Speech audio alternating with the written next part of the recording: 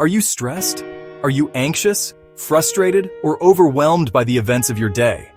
Now let me ask you a different question, a more fundamental one. Are you stressed because you are trying to control what you cannot? Think about the source of your anxieties, the traffic jam that made you late, the opinion of your boss after a presentation, the political turmoil you see on the news, the health of a loved one. We expend so much energy, so much of our precious life force, wrestling with circumstances that were never ours to command in the first place.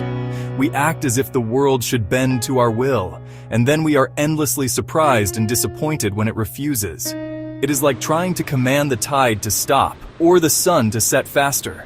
The world is going to do what it is going to do. The real question is not how we can change these external things, but how we can change our relationship to them. The first step to finding peace is not in gaining more control over the world, but in recognizing the limits of our own power. The philosophy of Stoicism is a practical one, designed for the dust and turmoil of real life. It's a system for navigating the challenges of being human with virtue and tranquility. The teachings are often distilled into 4 cardinal virtues, the pillars upon which a good life is built. First, there is wisdom, the ability to see the world clearly. Second is courage, not just physical bravery, but moral fortitude.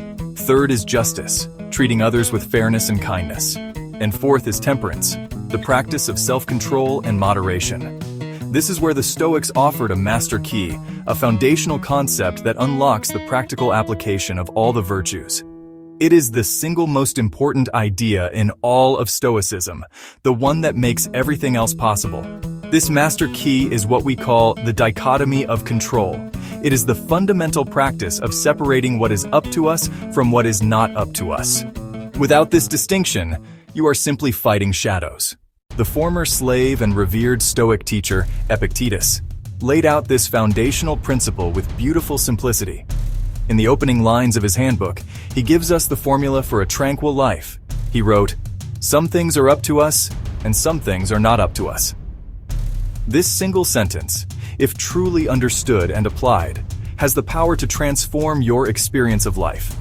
The things within our complete control are our own judgments, our impulses, our desires and aversions. In short, our inner world. Our thoughts, our choices, our responses, and the character we choose to build, these are our kingdom. No one can force you to think a certain way. No one can make you assent to a judgment you believe is false. No one can dictate your character. These are yours and yours alone. And what is not up to us? Essentially, everything else. This includes our bodies, our possessions, our reputation, and the outcomes of our actions. You do not control whether you get sick. You do not control your wealth. You certainly do not control what other people think of you. The entire external world, from the weather to the actions of other people, lies outside your sphere of direct control. To better understand this division, imagine you are an archer. As an archer, you control your training, your practice, the selection of the bow and arrow, and how you care for your equipment. On competition day, you control your breathing, your stance, your focus. You control the precise moment you draw the string back, the aim you take, and the clean release of the arrow. The moment the arrow leaves the bow, it enters a world beyond your command. You cannot control a sudden gust of wind, a bird flying into its path if the target is faulty, or if the judge is distracted. The ultimate outcome is not entirely up to you. The foolish archer pegs their happiness on hitting the bullseye. The Stoic archer finds satisfaction in shooting the arrow beautifully. They focus on the excellence of their own actions, the part that is entirely up to them. Consider a soldier in the heat of battle. The chaos is absolute. A soldier who focuses on what they cannot control will be paralyzed by fear and anxiety. The Stoic soldier performs a different mental calculation. They cannot control the enemy's fire or the outcome of the war. What can they control? Their training, their breathing, their focus on their specific task, their courage, and their commitment to protecting others. By letting go of the overwhelming chaos, the soldier finds a pocket of calm and purpose within it. Their attention is placed squarely on their own actions, which is the only place it can be effective. Let's bring this to a job interview.